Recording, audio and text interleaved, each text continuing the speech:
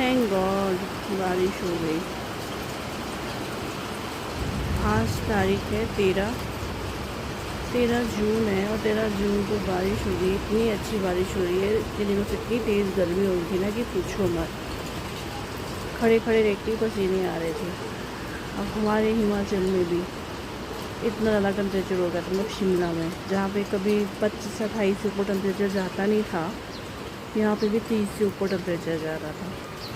अब जाके थोड़ी गर्मी से राहत मिली और ठंडा ठंडा हो गया, बढ़िया सा मौसम।